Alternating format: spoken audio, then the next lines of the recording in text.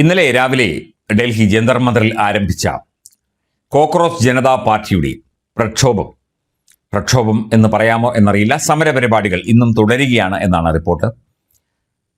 വിദ്യാഭ്യാസ മന്ത്രി ധർമ്മേന്ദ്ര പ്രധാൻ രാജിവെക്കണം എന്ന പ്രധാന ആവശ്യം ഉന്നയിച്ചുകൊണ്ടാണ് ഇവരുടെ പ്രക്ഷോഭം ഇപ്പോൾ നടക്കുന്നത്. ഇന്നലെ നിരവധി പേർ പരിപാടിക്ക് എത്തിയിരുന്നു. പക്ഷേ കൂടുതലും കേരളത്തിൽ നിന്നുള്ള മാധ്യമപ്രവർത്തകരും കുറെ SFIക്കാരും കുറെ ഇടതുപക്ഷ ബുദ്ധിജീവികളും കുറെ വികൃതമായ വേഷം ധരിച്ച സ്ത്രീകളും അങ്ങനെയുള്ള കുറച്ച് ആളുകളൊക്കെയാണ് പരിപാടിക്ക് എത്തിയത്. അതുപോലെ കുറെ പ്രായമായവരും. ഇവരാണോ ചെറുപ്പക്കാർ എന്ന് ചോദിച്ചുകൊണ്ട് നിരവധി ട്രോളുകളും ഒക്കെ തന്നെ നമുക്ക് കാണാൻ സാധിച്ചു സമൂഹ മാധ്യമങ്ങളിൽ.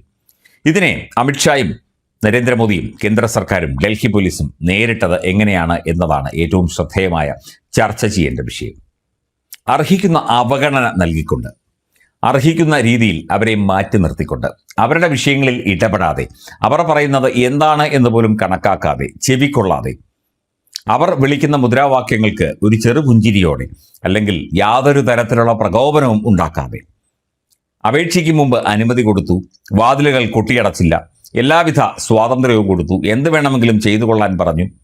ഡൽഹി പോലീസ് കാവൽ നിന്നു. പക്ഷേ പ്രത്യേകിച്ച് ഒരു തരത്തിലുള്ള പ്രകോപനമോ അല്ലെങ്കിൽ ഒരു സംഘർഷമോ ഒരു ബലംപിടുത്തമോ ഒരു തടസ്സമോ തടയലോ ഒന്നും തന്നെ ഉണ്ടായില്ല. ഇങ്ങനെയും ഒരു പ്രക്ഷോഭത്തെ ഒതുക്കാം എന്ന് അമിത്ഷാ എന്ന ആഭ്യന്തരമന്ത്രിയും ഡൽഹി പോലീസും ഇന്ത്യയിലെ ജനങ്ങൾക്ക് കാണിച്ചു കൊടുത്ത കാഴ്ചയാണ് ഇന്നലെ ജന്തർ മന്ദറിൽ കണ്ടത്. ഇന്നും അത് തുടരുകയാണ്.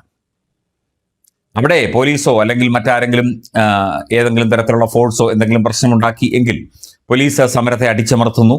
നരേന്ദ്രമോദി അമിത്ഷാ സമരത്തെ അടിച്ചമർത്തുന്നു, ഇല്ലാതാക്കാൻ ശ്രമിക്കുന്നു, ആക്രമിക്കുന്നു തുടങ്ങിയ വാദങ്ങളൊക്കെ തന്നെ ഉന്നയിക്കപ്പെടാം.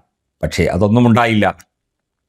നിങ്ങൾ എന്ത് വേണമെങ്കിലും ചെയ്തുകൊള്ളൂ, അതൊക്കെ അവിടെ നടന്നുകൊള്ളും, ഇവിടെ രാജ്യത്തിൻ്റെ കാര്യം ഞങ്ങൾ ഭംഗിയായി നോക്കിക്കൊള്ളാം എന്ന അവസ്ഥയിലേക്ക് കാര്യങ്ങൾ കൊണ്ടുചെന്ന് എത്തിക്കുകയാണ് ചെയ്തത്. ഇങ്ങനെയും ഒരു സമരത്തെ ഒതുക്കാം എന്ന് പുതിയ ഒരു മാർഗത്തിലൂടെ, അതായത് അവഗണിച്ച് ഒതുക്കുന്നു, മാറ്റി നിർത്തി ഒതുക്കുന്നു, ചെവിക്കൊള്ളാതെ ഒതുക്കുന്നു, ഇങ്ങനെയും ഒതുക്കാം എന്ന് കാണിച്ചു തരികയായിരുന്നു എന്ന് ചില മാധ്യമങ്ങൾ റിപ്പോർട്ട് ചെയ്യുന്നുണ്ട്.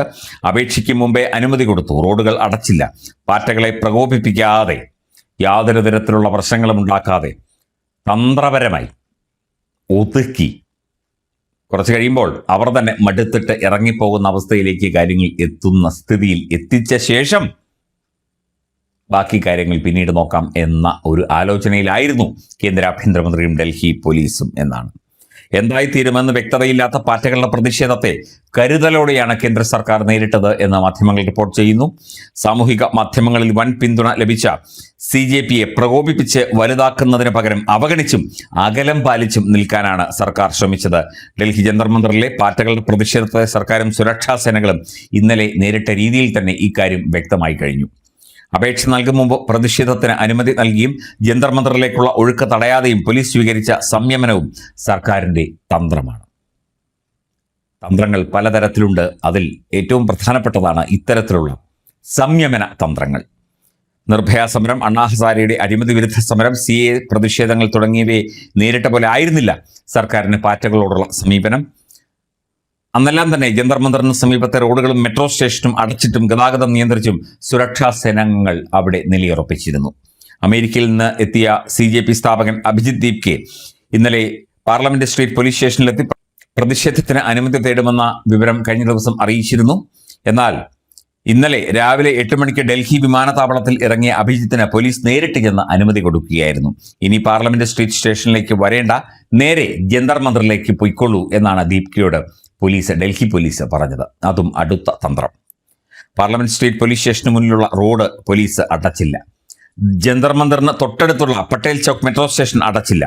സമൂഹ മാധ്യമങ്ങളിലെ ആഹ്വാനപ്രകാരം എത്തുന്ന യുവാക്കളെ ഏതെങ്കിലും വിധം തടയുന്നത് അവരിലെ ആ രോഷം ശക്തമാക്കാനും അതൊരു പ്രശ്നമായി തീരാനും സാധ്യതയുണ്ട് എന്ന് കണക്കാക്കിയായിരുന്നു അതിശക്തമായ തന്ത്രപരമായ നീക്കങ്ങൾ.